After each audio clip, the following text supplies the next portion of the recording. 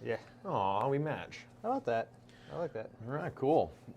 Hey guys, Dr. Richard Alm here with Dr. Muse for another Wednesday edition of Coffee Chats or Water Chats and whatever Brad's Today's a drinking. water chat. I had a couple patients this week. Oh, hold on. I'm feeling overdressed here. Let me, Mr. Rogers, this. If you're wondering why I don't have shoes on, It's not because I'm weird. It's because I wore my boots in today and I forgot my shoes, and my amazing wife is nice enough to drop off some shoes for me. Just so much. This is what we're doing now. Yeah.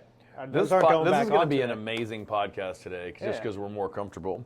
Okay, so back to the task at hand here. So we wanted to talk about something that we actually covered a couple years ago, neurodynamics. And I've had 3 patients this week that all have this problem. And this is something that honestly is oftentimes just sort of insidiously hiding in the shadows, but contributing to all kinds of symptomatology, anywhere from tightness to aching, like this weird swelling, pain. There's all kinds of symptoms that you can get from neurodynamics. The reason it's insidious is that unless you actually look for this issue, you won't find it. And if you don't find it, a lot of times it becomes this recalcitrant pathology that just bothers you forever, right? Recalcitrant like that? Yeah, cool. I looked it up this morning. Yeah. Recalcitrant. So, we want to talk about what is neurodynamics, what exactly is going on here, and we'll have Brad do that. Okay. So, thanks. So there's two main people that I should probably talk about when talking about neurodynamics. One is a guy by the name of David Butler, who did a lot of the work beginning in, 80s, 90s? He's actually continuing the work of a guy named Breg. Okay, so even further back. David Butler, who I first came to know in terms of neurodynamics. And then past that, now there's somebody by the name of Michael Shacklock, who we've gotten to work with. Who did the work with David Butler. Yeah, and he's actually going to be here in town. In September, yeah. Yeah, so he is now, many would suggest that he's the world authority on neurodynamics. So what is neurodynamics? It is the ability, basically, of the peripheral nerves, the nerves in the limbs, to be able to individually move through the tissue around it, whether it's soft tissue, whether it's around bony structures. And neurodynamics is our ability to assess this and then treat it with a different style of treatment outside of some of the other tools like McKinsey that we might use. So oftentimes a neurodynamic issue may be when we run into basically fixation or the inability of a nerve to slide and glide through the tissue, and what we need to do is restore that proper movement of that peripheral nerve. Yeah, and nerves need to slide and move with any movement that we do. Now, some movements are going to require more sliding or more movement of the nerve than others, but every movement needs the nerves to sort of slide around there. So it's not as if they're sort of fixated to the muscle and the fascia. They need to be able to have independent movement from the muscle and fascia.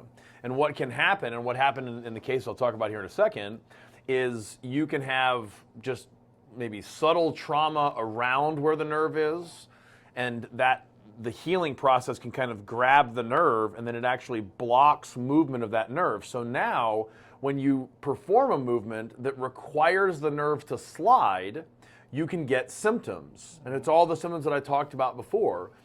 We treated one a couple weeks ago that was like aching.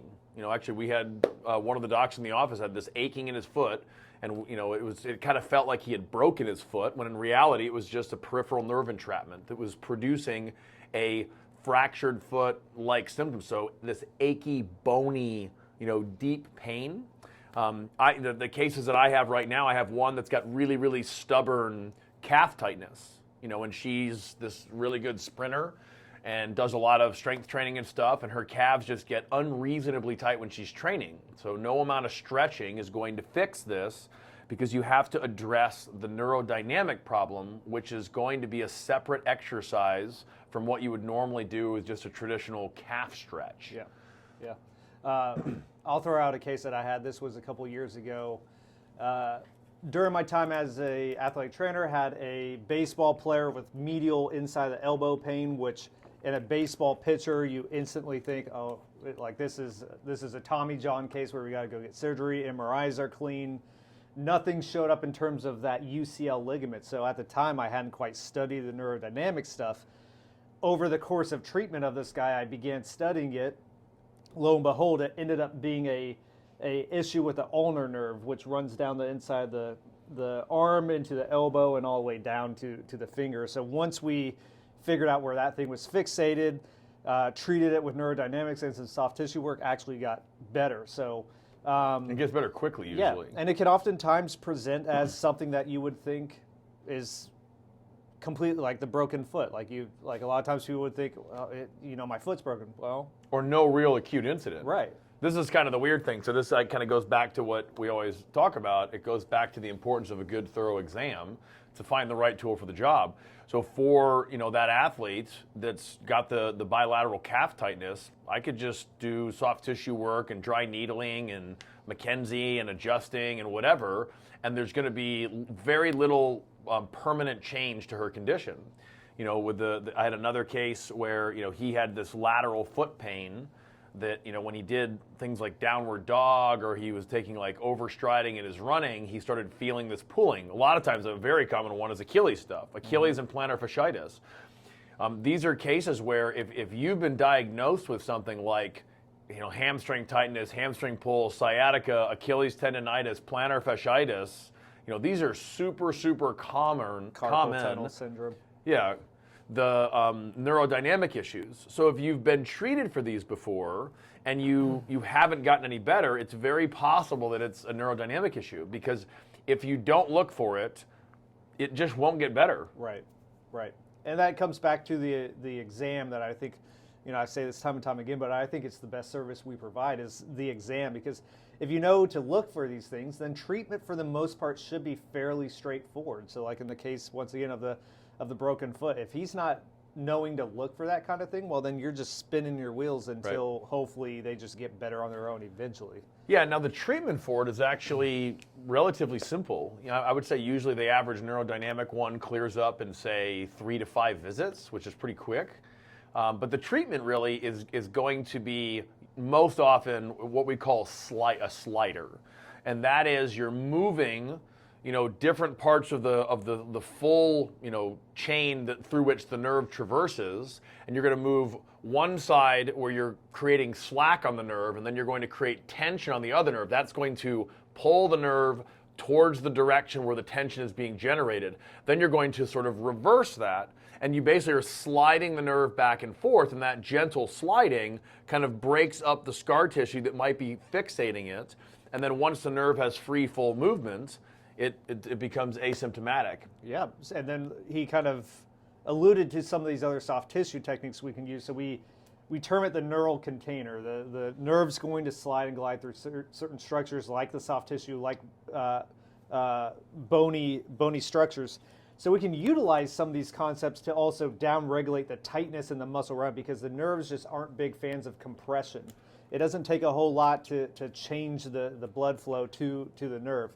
And then we also got to figure out, okay, well, what caused this in the first place? So he says 3 to 5 visits, but we also want to make sure that we're addressing why this happened in the first place. Why is there a sliding dysfunction of this nerve? Yes, we can change it with these sliders like he's talking about, but let's also address why that happened in the first place. Yeah. So, I mean, the good news is it's a very relatively pain-free treatment. There's a lot of stuff that you can do at home, so we like to involve people at home.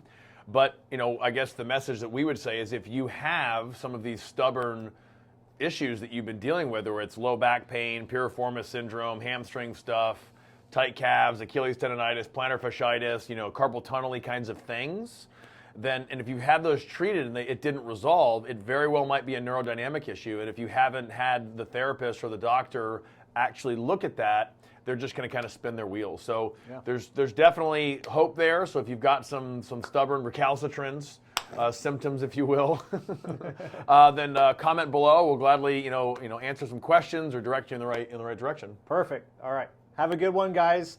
We'll see you guys next Wednesday. Stay warm. Maybe with or without shoes. Who knows? Yeah. Stay tuned.